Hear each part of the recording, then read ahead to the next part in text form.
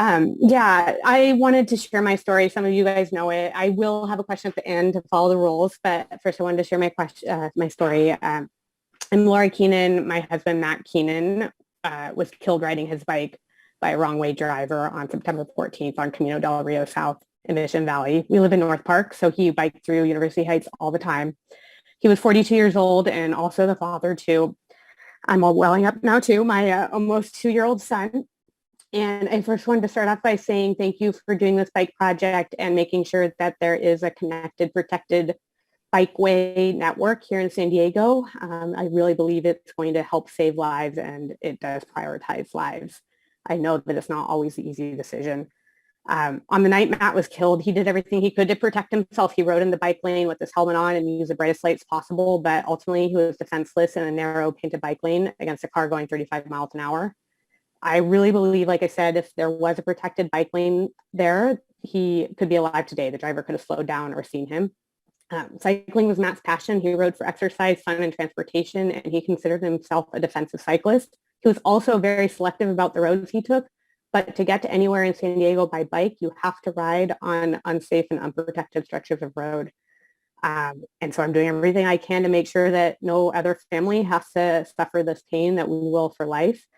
And so my question is, do you believe that these road upgrades will have the potential to prevent a wrong-way driver from hitting someone on a bike?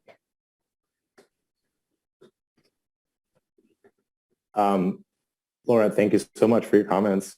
We haven't had the chance to speak, but my heart goes out to you. Thank you. My son is asleep upstairs, and I ride much the same way that Matt did and does. And it's everyone's greatest fear.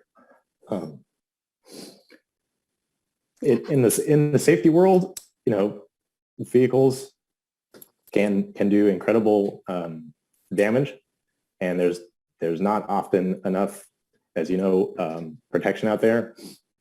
So, but we're doing our best. There's safe systems, and everything that we're trying to do is, with all the projects, is slow vehicles down, make sure everyone has their space, so that way, if and when there is a crash, hopefully it's survivable. Thank you. I just want to say thank you for sharing that, Laura. I think those of us who've experienced that kind of loss need to share our story so that people understand how common this is. And I lost a grandfather to a hit and run driver who was on his bike on his daily ride as well. So thank you for sharing your story and for your advocacy. I do think this is going to be a big step up for safety on Park Boulevard, which is one reason I'm really excited about it. And I think the floating parking and bollards that are part of this project, while not the end-all be-all of safety treatments, is a huge step up.